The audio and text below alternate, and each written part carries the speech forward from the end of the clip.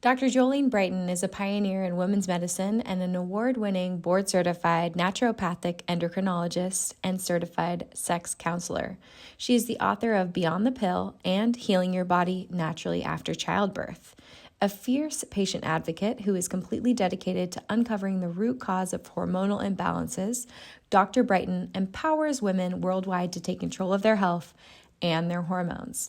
And since Dr. Brighten just launched her new book, Is This Normal?, we're bringing her back to talk about the three parts in this book: your sexual self, your cyclical self, and her 28-day program to bring your hormones back into balance. This new book comes with a free cookbook when you pre-order or order online, and it helps you understand your body and identify hormone imbalances that you may be able to treat naturally. It's such a pleasure to welcome Dr. Brighten back to the show. All right, second offender, Dr. Brighten. I'm so excited to have you back. You wrote a new book, Is This Normal?, which coincides perfectly with your social media posts, because so many times there are things that aren't normal that women think are normal, and then there are things that are normal that are taboo to talk about, and you just bring it all to light online and through all of your platforms. So thank you for being just a beacon of truth and sharing all of your knowledge, and giving women a place and a resource to talk about the things that nobody talks about, like our menstrual cycle, menopause, hormones. I mean, down to discharge in our underwear. Like, let's talk about it. And you always go there. So thank you for always going there. And thank you for writing this book. Yeah, well, thanks so much for having me. And I feel like with an intro like that, we're about to start some trouble. Like, we're gonna be some little trouble, like second offender coming in. I'm like, that's right. Let's disrupt something. Yes, I love it.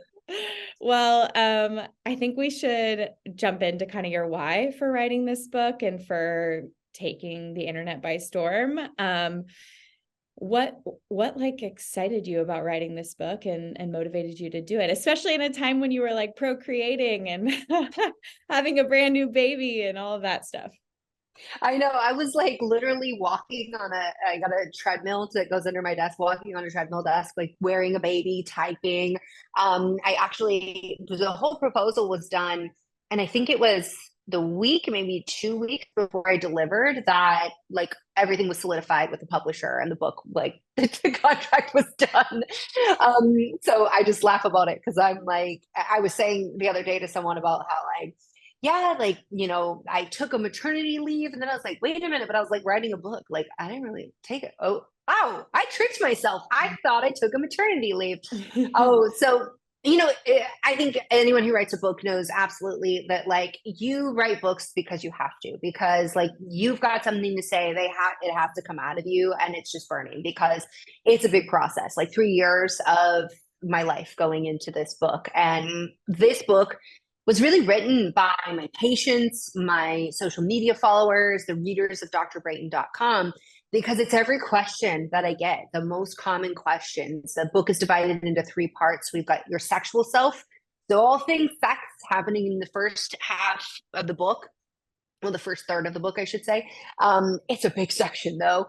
And then the middle section is your cyclical self. So talking all about your hormones. And then we get into the 28-day program where I really marry what is going on with your hormones, your cycle, your sex life. How does that all fit together? And how do you understand what's your normal? Because everywhere you turn in society, somebody is telling you that you're broken, you're defective, or that you're complaining that's like something that's legitimate to complain about, that's painful or icky, or like whatever, however you describe it. And someone's telling you, no, that's a normal way of being. And so I really, so I'm old.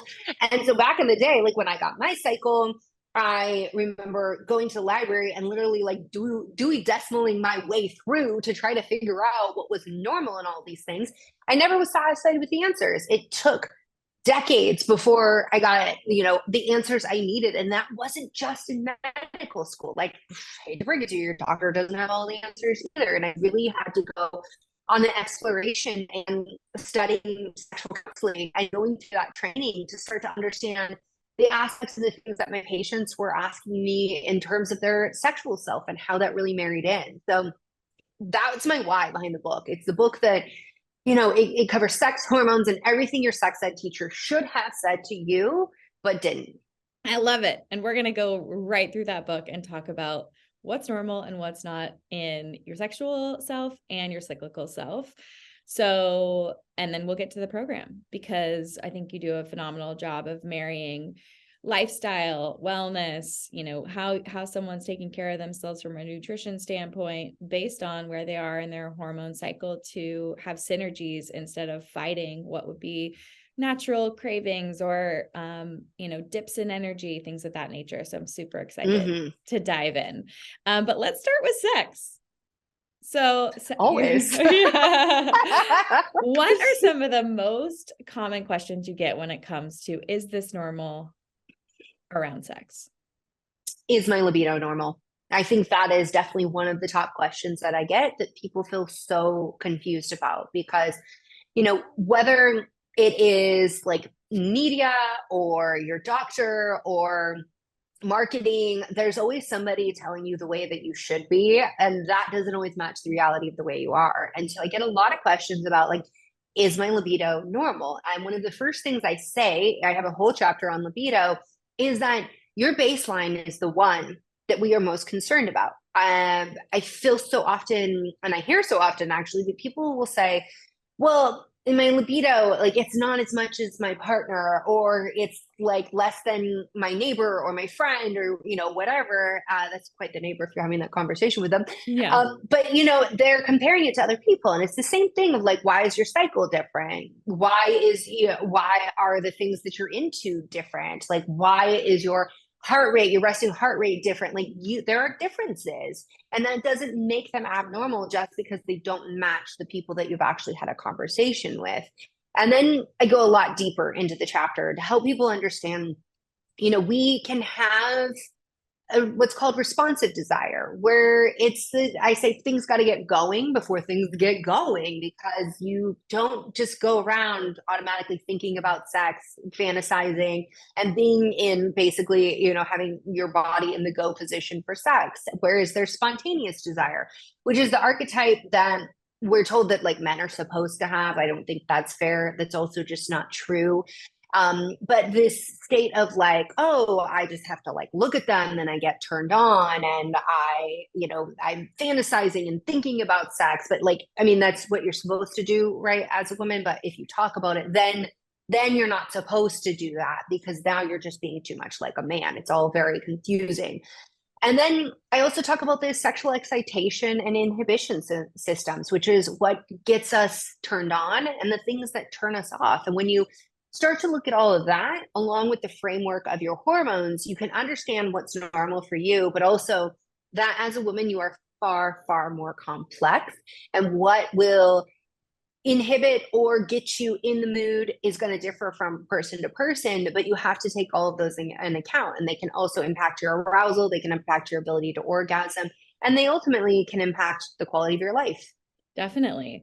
So let's take an example of a woman who feels like her libido doesn't match her partner's, and she's concerned that maybe even her friends have a higher libido than she has. Because I think, when we generalize that men, are constantly thinking about sex, and they can look at a woman and be immediately turned on. And often you would say that the woman is less in a state of desire in comparison to the man. But if someone is really concerned about that, what suggestions would you make to them to understand if their libido is normal, and if there are things standing in the way, like the things that turn them off, or ways that they can kind of come into sync with their own cycle to be, at having their most peak libido?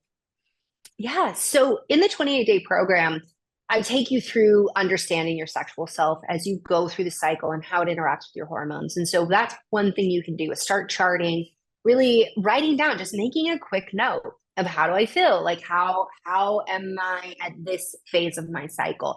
And that can help you understand that, one, women are not in the mood all the time. And when I say all the time, I mean like throughout our cycle, there are going to be peaks where we desire sex. Interestingly, We talk about the cycle in terms, it's always in terms of reproductive health. So whenever we talk about the cycle, it's always from the reproductive perspective. So we'll say the ovulatory phase is when your libido will be the highest, your sexual desire will be the highest. And yet there have been researchers who say we should have the sexual phase of a woman's cycle, which I like the ovulatory phase because, this explains the biology and the hormones and everything that's going on. But if you don't want to have a child, you're just not in that phase right now, sexual phase makes a lot of sense. So to first understand that, you have to understand luteinizing hormone. And if you've never tried to have a baby, this might be the first time you're hearing about LH, luteinizing hormone.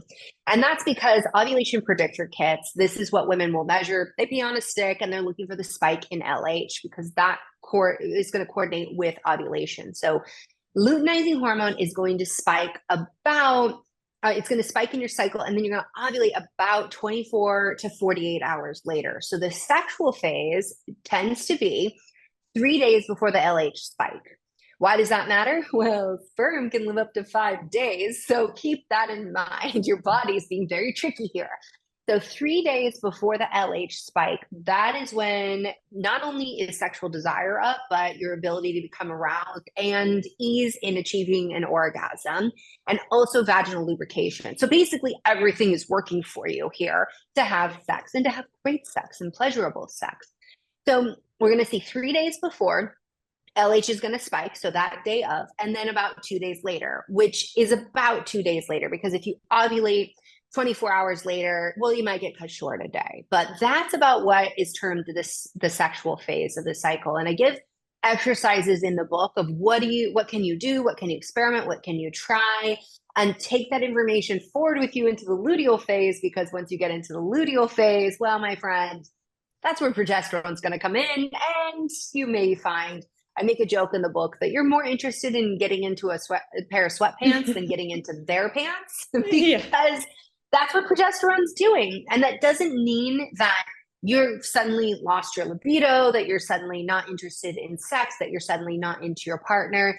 But what it can mean is that you might be interested in other kinds of sexual activity. I think like cuddles, kisses, outer course, as I talk about in the book, these things, because we associate them with being in our youth, before we were fully formed adult selves, that it seems juvenile, but it's not. That is something that brings pleasure.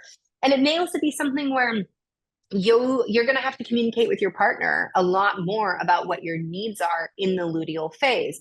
And so it's not uncommon for women and their partners even to notice and to be like, I was really into them. And then it's like something changed and now I'm not. And the partner may notice and think like they don't like me, something's going on, when the reality is that we've just seen a shift in hormones. So it is totally normal to have a phase of your cycle that you're really into it. You may even be really into it again as you get closer to your period. There are lots of women that find the day before their period or on their period that their sexual desire is back up again. That's all normal. So that's the cyclical aspect and understanding all of that. But when we talk about the deeper layers that I had alluded to with sexual excitation, inhibition, I actually have a quiz in the book to go through and to really understand. I use the analogy of gas pedals and brakes, where the excitation system is the gas pedal and the inhibition is the brakes. And so a lot of times, all of the focus in sex is on the excitation of let's put on the slow jams, let's get some lingerie, let's do all of these things that get us excited, but there's not enough attention paid to the brakes. And that is the thing that will derail the train. And it doesn't mean that you're broken or something's wrong with you.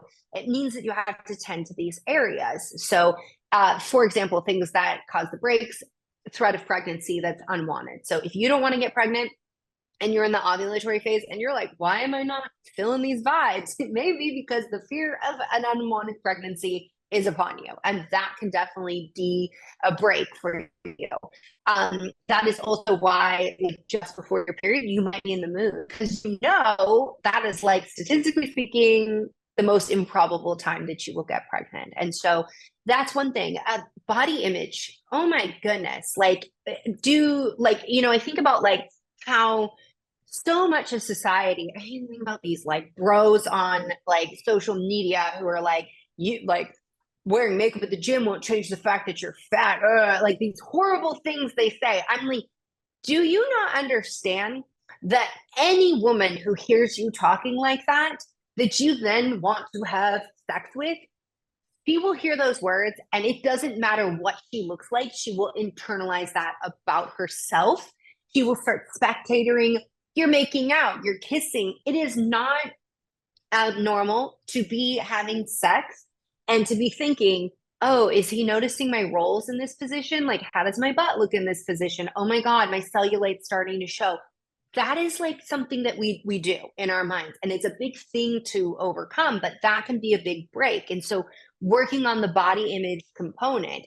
And so what I'm talking about with that bro who is seriously being a jerk is that's a relationship aspect that then weaves into the complicated, how are you talking about yourself? How do you feel about yourself? And so we have to parse all of that out and understand what gets you in the mood, what stops you from getting in the mood, how are your hormones involved in all of that? And are you somebody whose like mode of operation is sex, give me sex all the time, sex, or is it like I could take it or leave it, but once it gets going, I will take it. Like this is, I'm here for it kind of desire. Does that make sense? Absolutely. I feel like when you think about intimacy, it's so, related to safety. And if someone is making you feel unsafe in your own body by talking poorly about even other people's bodies or having, you could have a spouse or a partner that talks about you with love, but if they're constantly like berating other people's bodies, that's going to be something you internalize too, even if it has nothing to do with you. And so I think, at least for me, there has to be so much security and trust to feel safe in those intimate moments because you are naked, like emotionally and physically. And so especially women who have gone through pregnancy, delivered children, like your body changes in so many different ways. And what you want changes. Sometimes your sexual desire goes up after those experiences, and you can have major, increases in libido when you're pregnant. Like there's all these things that come with all of that. And so you have to be in a place of safety and intimacy with your partner through those just raw, human, animalistic experiences like childbirth. Well, and what you're talking about with the safety and security, this is something very important to understand about our bodies, is that they're always serving the environment for safety, for the stressors, and how safe do we feel? And if the inputs are stress and it's nonstop stress, that is going to negatively impact a lot of people's sexual desire. Some people, these are people who you usually like, they are more in the sexual excitation, like the gas pedal, like heavy kind of people.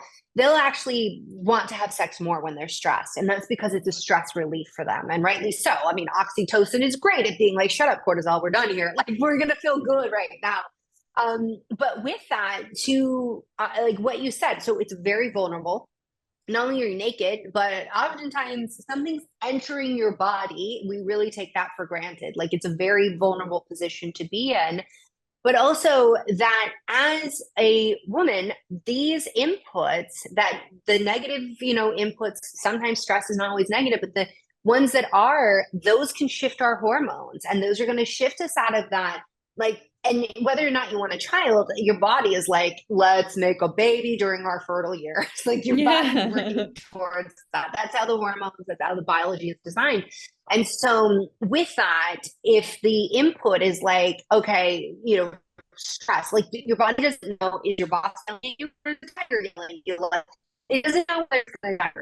It doesn't know, like, we talk a lot about like food, right? And are you eating enough? Are you getting enough sleep? All these kind of inputs, but also the way your partner is making you feel. These are all inputs, and your body wants to know it's safe. If it's safe, then it makes these wonderful hormones that make us feel good. And if it doesn't feel safe, it's going to make stress hormones, which are very, very important. People love to hate on them. They're very important. Just evolutionarily speaking, we live in a really messed up world for those poor little hormones. Like those, like cortisol, your fight or flight hormones coming from your adrenal gland, they're made to make you survive. But we are in this artificial environment where there's a lot of inputs that are stressful. And so we get those signals, and that's not only going to result in period problems and mood swings and sleeplessness, but it can definitely impact your sexual desire. Oh yeah. I mean, kudos to the people that want lots of sex when they're stressed out. I feel like I immediately move into not in your pants, into my own sweatpants mode. Yeah. with lack of sleep and stress. And I know that so much, especially, you know, being with Chris for as long as we've been together since 2007, you know, we have to plan for the gas. We have to be like, let's do a staycation somewhere, or let's, you know, like have a date night or something where we really are focusing on each other, because we're in the stage of really focusing on our kids and our family. Yeah. And so it's more about like really making sure those breaks aren't being hit, not as much that I'm, you know, it's planning for the gas, right? And then really mostly working on the things that would turn us off, right? Or make us feel not safe. And a lot of it comes down to us focusing on really keeping our stress or working on the things that create that excess stress in our body that kill our libido. Yeah. And I think sometimes what it's, you know, as we're talking about like heteronormative couples, it's sometimes difficult for men to understand that the mental burden of running a household. And I, you know, sometimes I'll say to my husband, he'll ask me something, he should know the answer, he can figure it out, but he asks me and I'm like, you may not borrow my brain. Like, I know I'm at capacity right now and I'm like doing all this stuff. And I'm like, you can't borrow my brain for this. Like, you're on your own. Because like, and it's not like, oh, well, the answer is just so simple. It's that it would stop me in what I'm doing and take energy. And then he's borrowing my brain. And that's exhausting because I'm already doing so much with my brain throughout the day. And sometimes you'll hear men, and I actually write about this in the book where I talk about things like, so I have this story of Jill, and two different scenarios of like one where like it was a low-key kind of day. Like she did great with work, you know, babysitter showed up on time, husband picked up takeout. Like, so when he kissed her on the neck and he made his advances, her brain could perceive it. Her brain was like, oh yes, hello. On a different day, different scenario, like, you know, she's picking up his mug off the counter and trying to put a coaster under it. She's slipping on his underwear because he, after his workout, just left them on the floor for her to clean up. And those kinds of things I'll hear from men. They'll say like, well, that doesn't take into account that everything that I do and I have to work so hard. And I'm like, do you want sex? Because if you don't, just keep this up, because it doesn't matter what you say. Like, say all those words, it doesn't change the fact that she needs to feel secure in the relationship and her stress needs to be low enough that her brain can receive that. Like, so you can make the advances, but her brain, being the primary sexual organ, is like, I am thinking about my never-ending to-do list and I am banana stressed out right now. And her brain is like, what is this? This is just more sensory input. Like, I don't even care. That's the reality of it. So you can talk all day about how like I go to work and I work 40 hours and I do this and da da da. That's fantastic. Love that for you. Thank you for being part of the partnership and all of that. But if you want her to want you and to engage in your advances, you actually need to pay attention to what she's saying. And you're like laughing right now, but like, it just, to women, it's like, this is so basic. Why are you not getting it? And to men, they do not understand the mental burden. And especially as you were talking about being a mom, I talk about in the book about being touched out. That touch may not be the way in because she's been holding a baby, like, okay, as a breastfeeding mom, like somebody sucking on your boobs, like all the time. Like, I'm just like, I'm being sucked on and I'm being held, like someone's like clinging to me, a guy like my little monkey. I love baby cuddles. I love my baby. I love breastfeeding. I love it all. However, it gets to a point where you're like, I'm just touched out and I do not need more physical contact. Like, that's not what I need right now. And for male partners to understand that, I mean, this can happen in same-sex partnerships, but for the most part, it's usually men who have the disconnect because they're like, why are you not like me? Society says you're supposed to be like me. Medicine said you're just like me, just with the reproductive accessories for a baby. Like, I am the standard of how to be. So what's going on here? And they try to relate to it from where they're at instead of listening to where you're at. And so it may even be that, like, oh, she usually likes it when I, like, rub my hand across her low back. And then it might be where she moves away and they're like, I'm so hurt. I can understand that. Like, I can validate that feeling. And at the same time, what it is like, actually, could you bring her a cup of tea, take the kids for like an hour, like let her get some space. And when you come back, she's going to be a lot more receptive to that. I love that. I mean, it really just sounds and like, I love all your giggles. well, I'm picturing the picking up of the coffee cup or the underwear or whatever it is. And you know what? I really, I have such a role reversal in my house that Chris is actually most often picking it up after me. And so a little bit in my head, I'm like, oh my goodness, am I creating the breaks for him? Because he loves organization. He loves a clean house. He like loves to run it like a tight ship at our house. And being a little more creative, a little all over the place, I probably am throwing some brakes on on the car here, the sexual Friend, car. I am notorious for losing my mugs all over the house. Like, I am that person. Okay. So and that's the thing. That's why I'm like, okay, generally speaking, in a heteronormative relationship, men, they can be less sensitive to it, but that's not always true for all men. I think they also get thrown into categories of generalizations of like, oh, this is how men operate. But we certainly know from the limited research we have about women, because we need a lot more,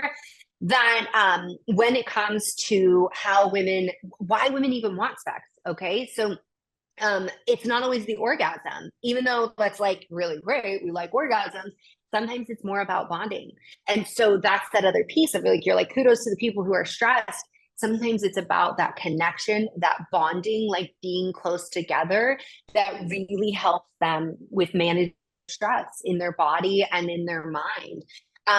But yes, I definitely and I say, like, you have conversations with your partner, because what I'm talking about, it rings true for a lot of women, but not all women. Yeah. And we have very complex dynamics in this day and age. So, in our house, I am primarily working, but my husband is working as well. And like, I actually go around and I do pick up clothes. Like, I got a load of towels going today, and then I found towels on the stairs on the way. I'm like, why can nobody? And I joke sometimes, I'm like, my superpower is I can actually get things in a laundry hamper.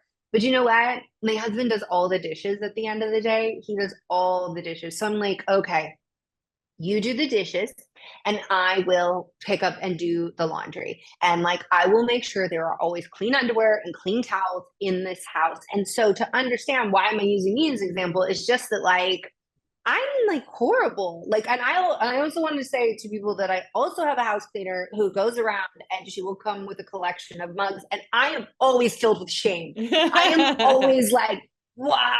Every week I start out with I'm gonna make sure all my cups make it into the kitchen, and then I will be like drinking something, toddler's doing something, I set down my mug, I run off, and then hours later I'm like, did I have a beverage? Like, there was something here, right? Yeah. So anyhow, I'm just using that so that you all know that I am not blaming just men for this behavior. I am the mug person in the house. It is me. I am the problem. Yeah. I mean, I think you bring up a good point when it comes to excitation and inhibition, because it really, depending on where you are in your relationship, it may take getting creative with the excitation, and planning little special things like date nights or lingerie or, like throwing a calendar invite on. I don't know. I mean, people do anything and everything to really like stay in love or work to come together in their relationship over the long haul. And it's just the day-to-day stuff that ends up being the breaks. It's this where we just get in these habits and we don't realize that they may be totally detrimental to our sex life. And so it's awesome that you bring it up. And it just makes me think that candid conversations and asking questions and figuring out really what is the gas for our partner. It may not be the lower back rub. It may be that conversation. It may be the tea. It may be taking the kids. It may be telling them to go,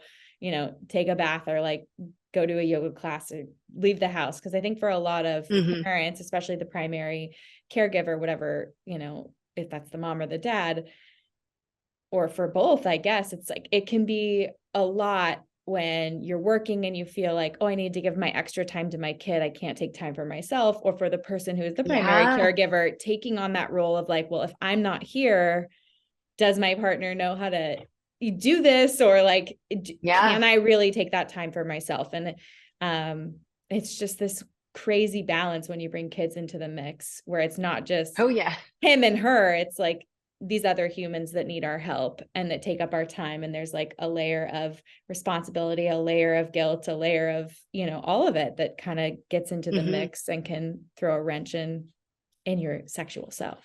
Yeah. And this is something, everything that you were talking about right now, this is the stuff that like people, they don't want to address. It's like the harder stuff, right?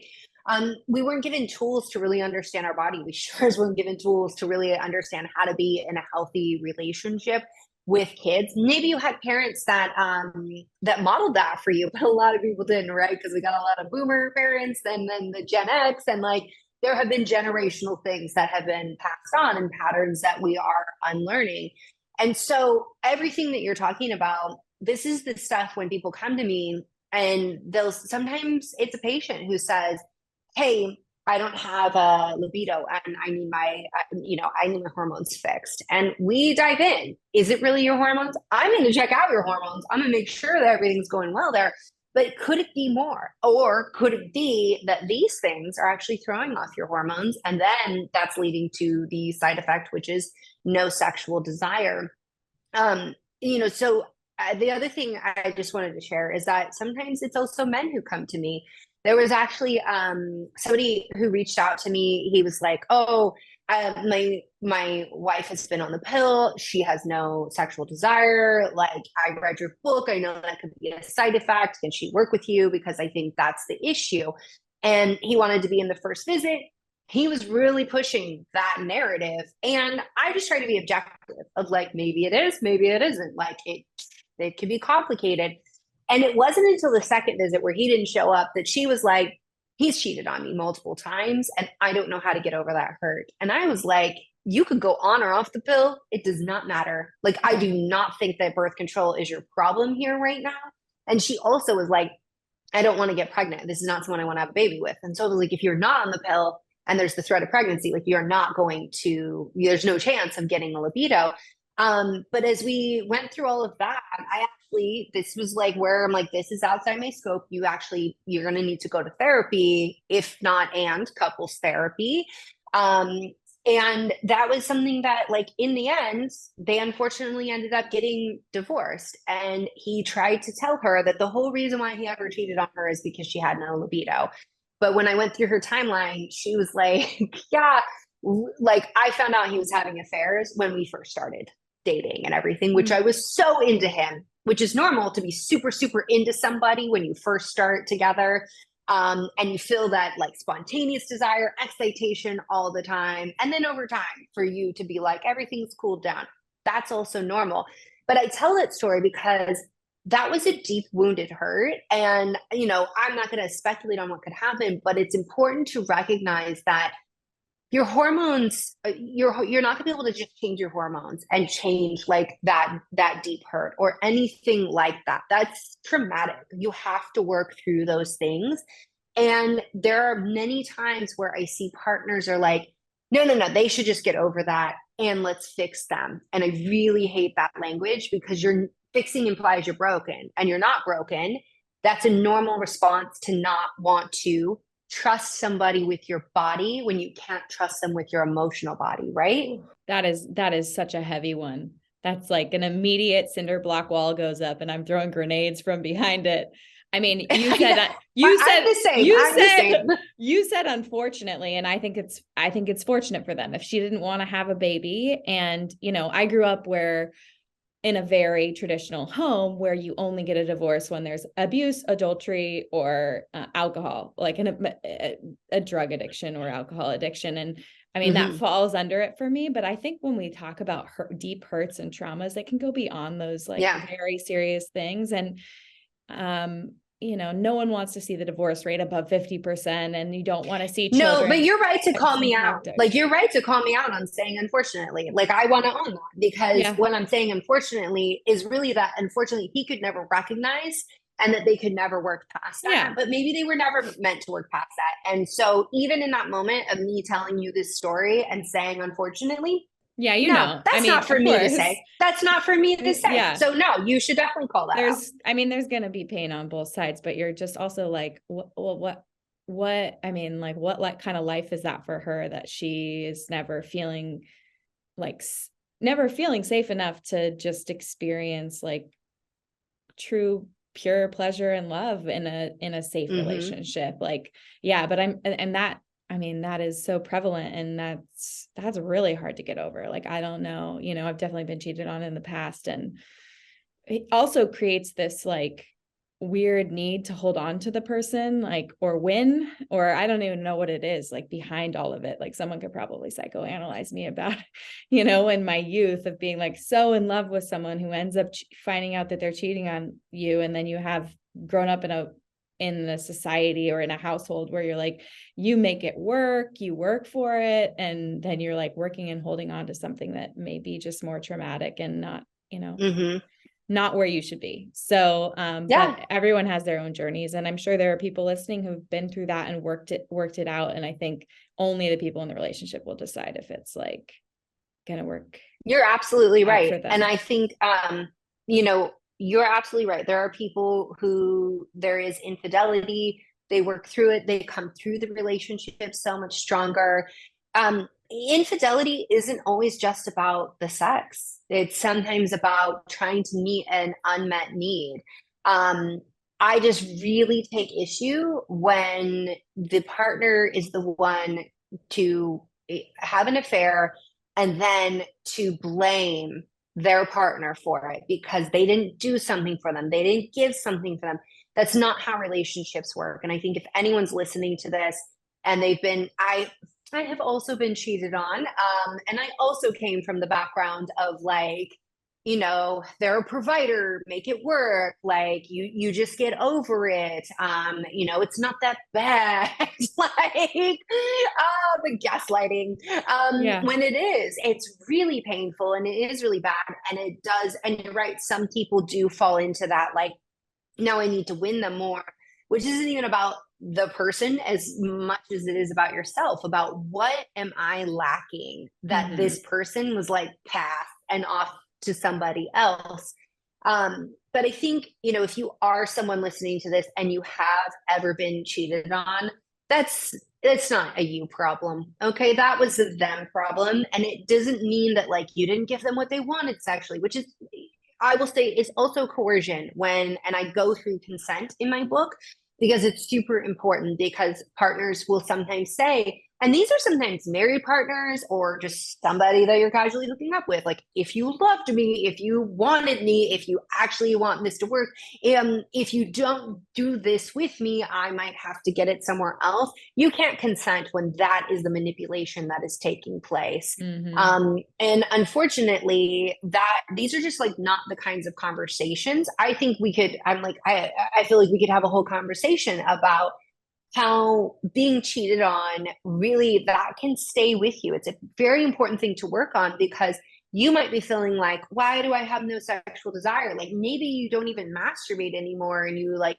can't have an orgasm, and all of that can be really rooted in that emotional self. And your body is saying, pleasure is great. And yet, like, we really need some serious self-care, like more than a spa day. Like, we need to get in here and work on this.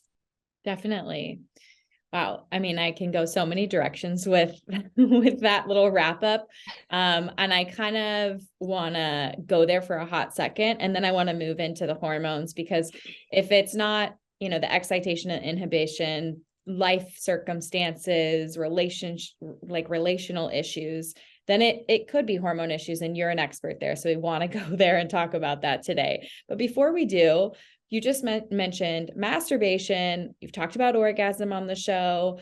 I think that's something that people always think about too. Is it normal for people to masturbate, men and women? How often? Like, is it normal for women to orgasm every time, or how often? Like, these are things that I think are whispers among among female groups. So yeah, I'm gonna say what I'm gonna say, and somebody, if not a dozen of them, are gonna eat it up in the comments. So masturbation is totally normal. The research is there. Masturbation is totally normal. Most people have masturbated in their lifetime, and it's also just part of development, is to explore your own body. And we do that. We see people do this freely unless they're shamed about it. And there's a lot of myths. So I have an entire chapter about masturbation to bust the myths around it. A big one that circulates is that masturbation will actually negatively impact your relationship, and that women only masturbate if they're not satisfied with their partner. Whereas we actually find that women will masturbate, the women who do masturbate, they report sexual satisfaction with their partner.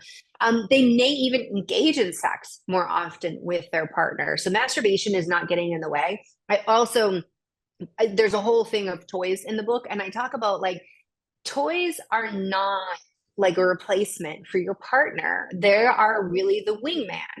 It's like, if you're Batman, this is Robin bringing you a cool gadget. Like, this is an ally to pleasure, which lends itself to the discussion about orgasm. So there is an orgasm gap in heterosexual couples. Women are orgasming at far less a rate of men. So this is something that I think it gets really easy for people to start shaming men, making jokes like they can't find the clitoris. Why can't they find the clitoris? I don't know. Maybe because even medical textbooks like took it out, and like doctors have been hiding this information from medical education or shaming women about it. I talk all about that in the book. And these are like historical doctors that I'm talking about, who manipulated a lot of the education so that we knew very little about the clitoris. And so with that, we've got a big orgasm gap. We know that these women on their own, they can orgasm. So like 90+% are going to orgasm on their own, and within like 4 minutes, because they know exactly what they want, which lends itself to communicate with your partner. Teach them about the clitoris. That's going to be the primary way to orgasm. I go through all the different ways to orgasm in the book. And I also answer the questions of like, is it normal if I don't orgasm all the time? Like, there's a lot of factors that can be going on. Getting to orgasm is an act of mindfulness. So if you're not going to do a mindfulness practice for your stress, do it for your sex. Like, do it for your sex life, because you have to be present. Maybe things are going on that are distracting you. You don't orgasm. That's fine. Did you have fun? Did you enjoy it? As it turns out from the research, orgasm isn't how people define satisfaction for a sexual endeavor. We all focus on it because, like, my God, it feels so good. It's designed to, like, oh my God, it releases dopamine. Dopamine's like, do it again.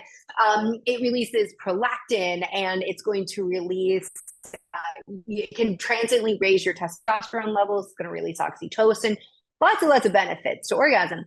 But it also surprises people a lot when I explain that, yes, the orgasm gap exists. And the problem is that the women in the gap are complaining sex is not pleasurable. It's not a pleasurable endeavor, but that you don't always have to have an orgasm to have sexual satisfaction. And I think that's important, because there are going to be different times in our life, different times in our cycle. I mean, right, postpartum, you might have a sexual experience, which, by the way, is why I spend so much time talking about what is sex, because we're all taught sex means vaginal penetration. I mean, we even say foreplay because we're supposed to get to vaginal penetration, but sex is a lot of things to a lot of different people.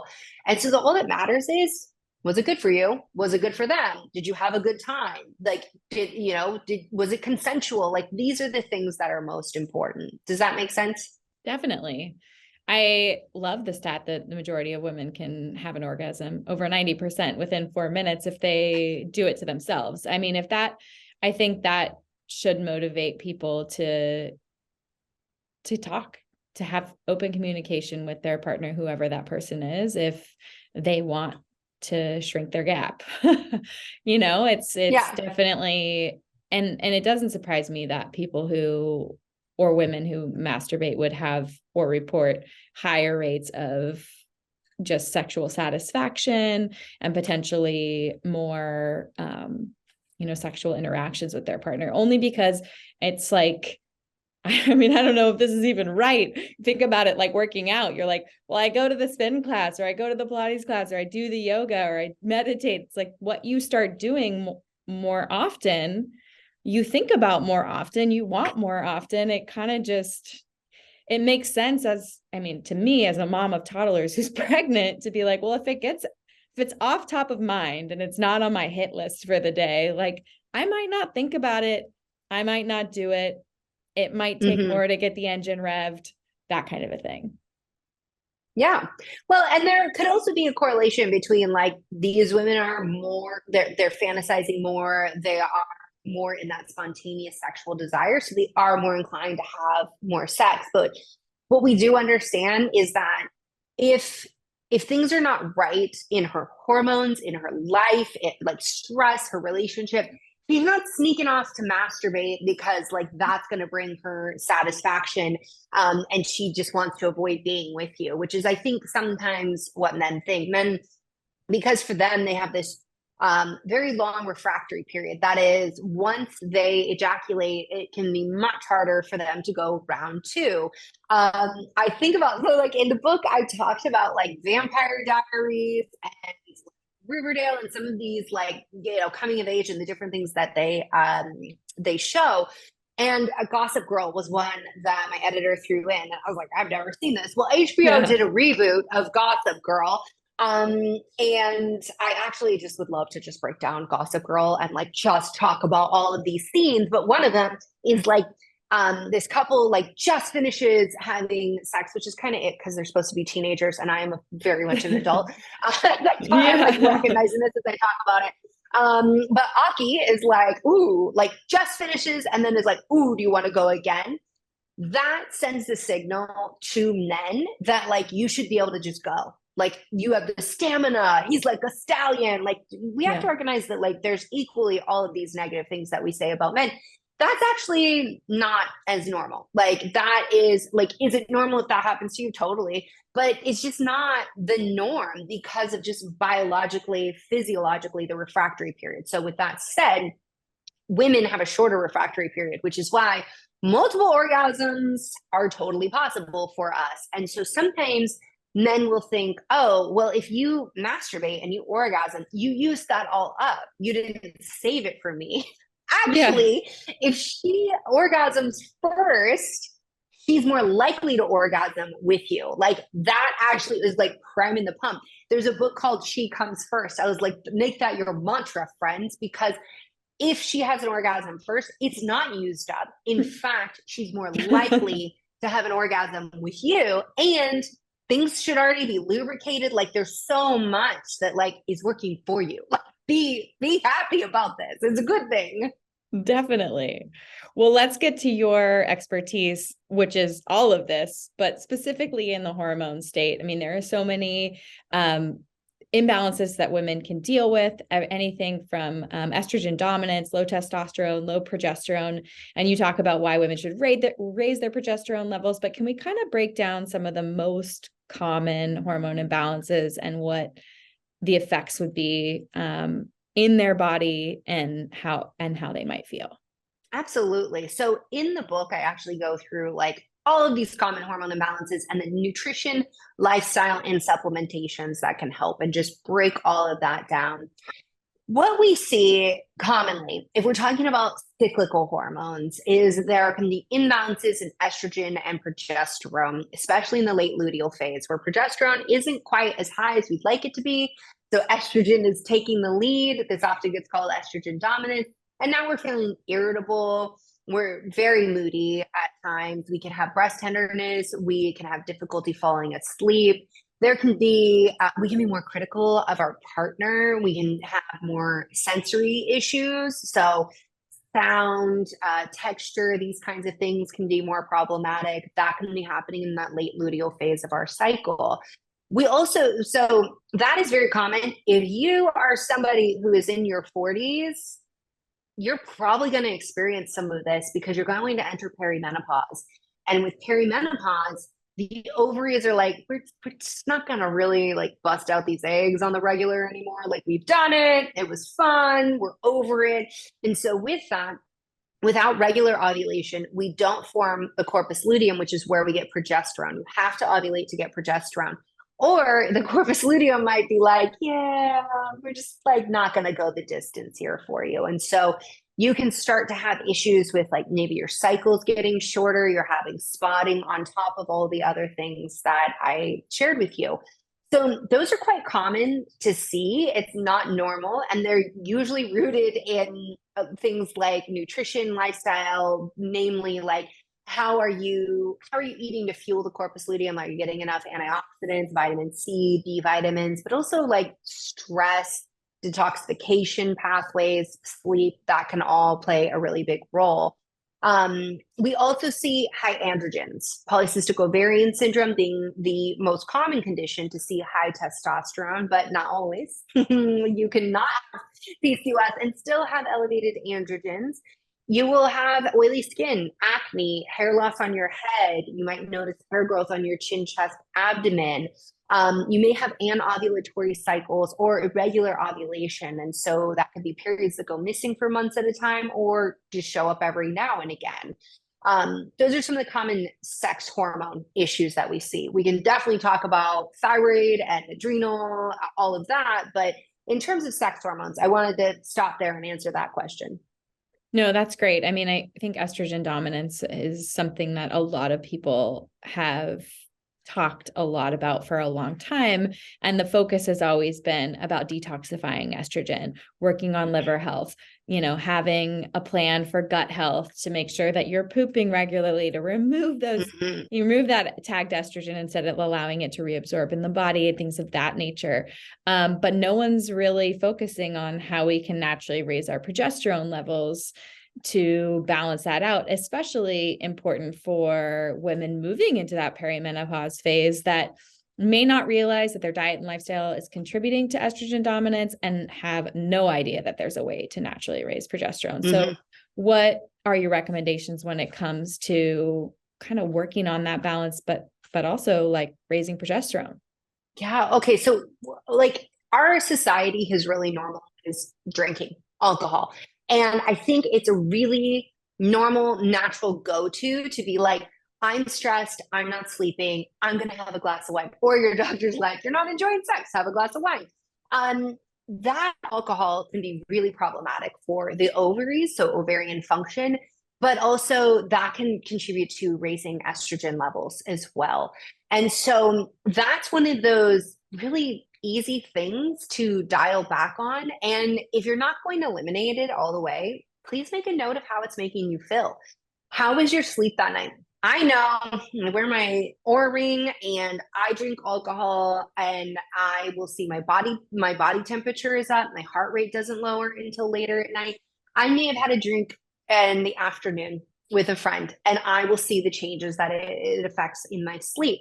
Anything that's negatively impacting your sleep is also negatively impacting your melatonin. That's going to negatively impact your cortisol. And anything that's negatively impacting cortisol is going to affect your progesterone. So when the brain is signaling so your brain is going to signal to all these hormones. It gets feedback from the body, and it is the master of orchestrating everything that's going on. So your menstrual cycle is actually starting up here in the brain. So with that, it has to make a choice. So we were talking about like, are you safe? If the signals are like you're not safe, there's stress, we've got inflammation, the brain's going to say all hands on deck, let's make cortisol. And this progesterone, not necessary. We're not even safe. We cannot be supporting human life. We don't want to get pregnant. We don't want to maintain a pregnancy. We just want to work over here in making sure that we stay alive. And so working on sleep, working on stress, I say it in the book, like this is the stuff that people are like, oh, that again. I always ask my patients, so you know this, how well are you doing it? The answer is almost universally, I'm not. I'm actually not. And that's a normal part of being a human. We learn things, we integrate them, we're doing them, we got great habits, life happens, we fall off, and then we're like, I know that. Oh, but I'm not doing it anymore. Mm-hmm. Now, in addition, the ovaries, so the corpus luteum, can benefit from vitamin C. Vitamin C is also fantastic for the adrenal glands. They're one of the highest concentrated tissues of vitamin C because you require it. And you are not going to make it. You're not that kind of mammal. So you've got to take it. And so taking vitamin C, it might be as little as like 500 milligrams on top of your diet, or it might be as much as 4,000 milligrams in divided doses on top of your diet to make sure that you're getting the antioxidant protection that you need. Vitamin B6 and Vitex are also super helpful for keeping those progesterone levels up, taking care of that corpus luteum, and helping your body maintain. But like you were saying, you've got to be working on the estrogen piece as well. And you can't just be like, oh, I'm just going to do things for my progesterone without also tending to your estrogen. And as you were saying, taking care of your liver so we get the right metabolites, the best metabolites. We want to make sure that we're eating fiber, maybe taking calcium D-glucarate as well, so that we get that healthy movement of estrogen out of our bowels. Drink your water, because estrogen also gets removed through your kidneys. So that's another thing that we can be doing. And lastly, something I feel like gets really overlooked is community. And the need for being with your tribe and your people. And if you're like, I don't like peopling, like in my luteal phase, one person, get with one person. But actually having community and feeling support can help you optimize your progesterone levels. I love that. I mean, we are such tribal beings. And even, I mean, not to say that you can get out of habit of that, but when you have a lot going on and a lot of responsibilities, whether it's like work, family, kids, taking that extra time to have a Galentine's Day, or like, whatever the case may be, like get with your girlfriend and go for a walk. Like it feels like a lot on top of an already like overly busy schedule, but it's so important to do for your mental health. Like I look back on just January and I'm like, oh yeah, I did that like hike walk with my girlfriends. And I did this, like I had this awesome DMC, call that a deep, meaningful conversation over here with someone I really care about. Like those moments, they stick in my brain and I remember them even when the schedule is packed and it feels like, oh, I'll just say no to that so that I can like be in my sweatpants. It's important to like get out there and do it. It's so hard, especially because like when you consider like the dopamine hit of RSVPing is so gratifying. But then when you get to the end of the day and your bra's already come off, you're like, no, I can't. I've actually just like gotten to a place though in my life where I'm just like, well, I'm just going to I'm just going to put on a top where nobody is going to be able to tell I'm wearing a bra or not. And that's the way I'm going to get out of the house. I've also found, if people follow me on social media, they know like I'm such an introvert and so bad about this that I will RSVP, I will drive to the place, I will park outside the place, and then I will change my mind and leave. It's so bad. I'm giggling because I'm embarrassed right now. So I've like started like, I will do a full face of makeup and then I have to like ask myself, do you really want to go home right now and wash your face? Yeah. that is the thing where I'm like, I don't have to wash my face right now. It's like a pain. Okay. I'm going to go do this thing.